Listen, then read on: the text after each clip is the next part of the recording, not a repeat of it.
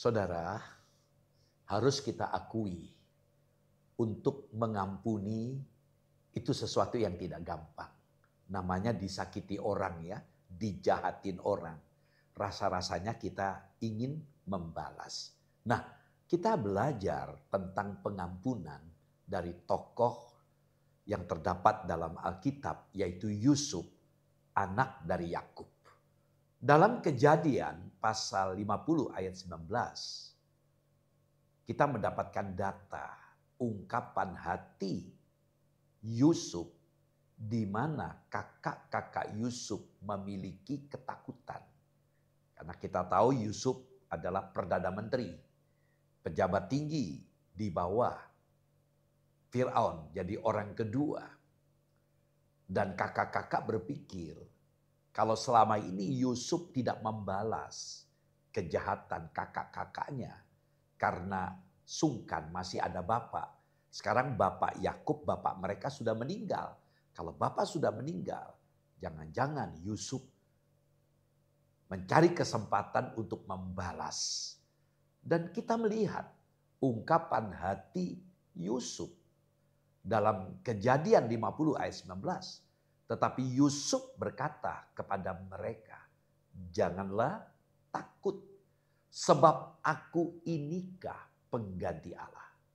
Saudara, Yusuf menyuarakan pengampunan ilahi kepada para saudaranya. Betapa mulia hati Yusuf dan betapa ajaib kasih ilahi di dalam dirinya. Dikatakan janganlah takut, aku inikah pengganti Allah. Yusuf memiliki pemahaman yang sangat dalam. Dia sudah belajar yang berhak untuk membalas itu adalah Allah. Sehingga dia berkata, aku tidak ada kelayakan. Memang secara posisional Yusuf seorang pejabat tinggi, tapi dia bukan Allah. Yang berhak membalas itu adalah Allah. Itulah prinsip yang membuat Yusuf itu rajin, hidup benar, tidak membalas kejahatan dan kejahatan, menanti waktu Allah yang tepat untuk dirinya, tidak berani berbuat dosa, dan mengampuni dengan konsisten. Ada orang mengampuni, sekali orang berbuat jahat diampuni dan diampuni, tapi kalau berkali-kali dikatakan hilang kesabaranku. Yusuf bukan tipe itu. Dia mengampuni dengan konsisten. Ia bukan Allah, tetapi ia tunduk kepada kehendak Allah. Dan kata lain, ia tidak berhak menghukum kakak-kakak, menghukum saudaranya. Hanya Allah yang menentukan hidup mati mereka. Dalam Kejadian 50 ayat 20. Kejadian 50 ayat 20, memang kamu telah mereka-rekakan yang jahat terhadap aku. Tetapi Allah telah mereka-rekakannya untuk kebaikan dengan maksud melakukan seperti yang terjadi sekarang ini. Yakni memelihara hidup suatu bangsa yang besar. Saudara, Allah bukan saja mengizinkan hal itu terjadi dalam diri Yusuf dan dalam diri keluarga besar Bapak Yakub. Ia juga hadir dan merencanakan hal baik di dalam dan melalui kejahatan yang diperagakan, diperbuat oleh kakak-kakaknya kepada Yusuf. Hal teramat dalam ini berdampak pada konsistensi Yusuf dalam mengampuni dan memberkati. Karena ada keyakinan bahwa Tuhan bekerja di tengah-tengah kejahatan kakak-kakaknya.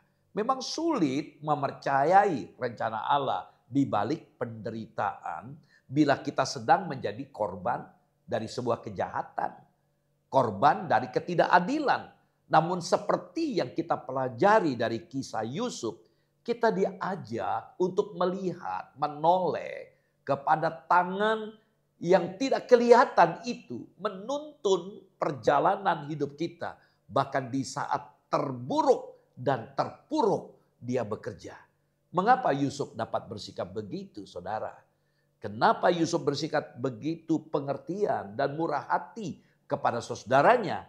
Itu karena Yusuf sadar bahwa di balik rekaan, rancangan-rancangan jahat, terselip rencana baik Allah, yaitu untuk memelihara suatu bangsa yang besar. Saudara, Yusuf memahami bahwa saudaranya adalah alat Tuhan untuk membawanya datang ke Mesir. Kita bisa melihat ungkapan itu dalam Kejadian pasal 45 ayat 5-8. Ini sebagai persiapan agar mereka semua dapat selamat ya dari bencana, dari krisis kelaparan, bahkan seluruh Mesir dan daerah sekitarnya. Saudara, seperti Yusuf, kiranya iman kepada Tuhan mengubah hati kita dari kesesakan, pahit getir menjadi hati yang penuh dengan pengampunan. Saudara, di balik semua peristiwa kita harus menyadari bahwa ada rancangan Allah yang baik. Dengan memahami ini, kita dapat belajar untuk menjadi orang yang dapat mengampuni mereka-mereka yang berbuat jahat kepada kita. Persis seperti Yusuf terhadap saudaranya. Saudara, Tuhan mengajarkan kepada kita untuk mengampuni. Marilah kita menyadari satu prinsip penting ini.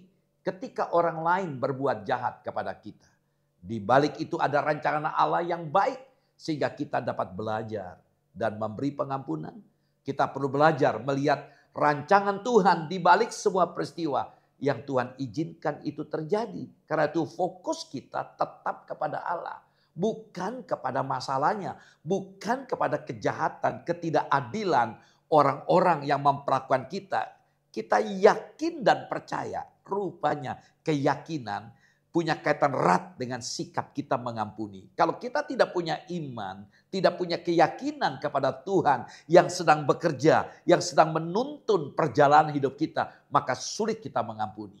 Firman Tuhan berkata, Tuhan turut bekerja dalam segala sesuatu untuk mendatangkan kebaikan. Biarlah kita belajar percaya bahwa Tuhan selalu hadir, karena Dia Maha Hadir, Dia Maha Tahu, dan Dia sanggup mengubah setiap apapun pergumulan kita karena Dia Maha Kuasa. Marilah kita berjalan bersama dengan Tuhan. Kita punya keyakinan kalau kita dijahatin gak usah membalas. Ya, kita percaya bahwa rencana Tuhan tidak dapat dibatalkan oleh siapapun. Baik kejahatan, ketidakadilan, Tuhan selalu memberikan terbaik. Shalom. Tuhan Yesus memberkati.